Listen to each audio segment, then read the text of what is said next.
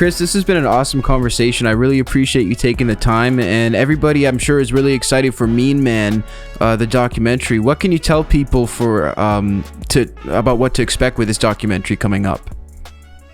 Well, it just shows it shows the real Chris. There's the real me.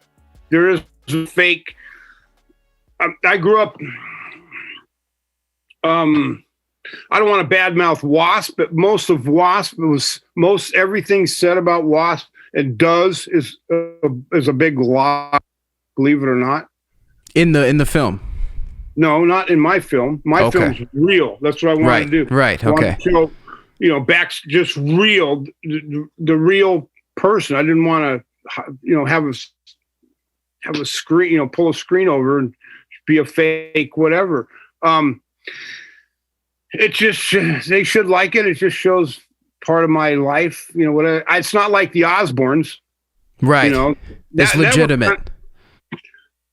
I could, if they had a camera around me, people would trip out.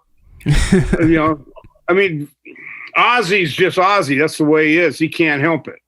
Yeah, you can't change a thing. That's the way the guy is, He was messed up at birth. Alcohol and drugs did not get him. That's a I good love point. that guy though, man. He's a great guy. Absolutely, I love him too. He's the man. Oh, he used to come up to my house for barbecues all the time. Wow. In L.A. Now that must have been a party. No. I used to be married to a girl named Ford, and her manager was Sharon. Oh. So I was, they'd come up to my house for barbecues all the time.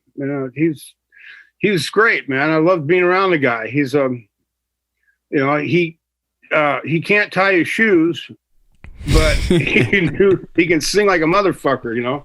That's all we need him to do. It's just the way he is, man. He's great. That's so amazing. I used to drink too, and he used to drink. There's some. Yeah, it's a wonder he's still going. I mean, he's one of the lucky ones. Look at Randy Rhoads. He wasn't lucky. Yeah. Rest in peace. There's one more thing I wanted to ask you. Did you guys reach out to Blackie at all for comment in the documentary? I didn't, but Antoine did, and he said he didn't have the time to do it. So, do you think that's true?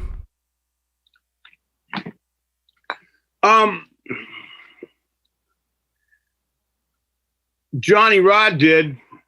I don't know. I don't know. There's when I left I really never left. He just got another guitar player. They never even told me. I found out that they were doing shows. Wow. So I'm like, wow, I must be out. Never called me. But since then, I've dug in and found out some shitty stuff.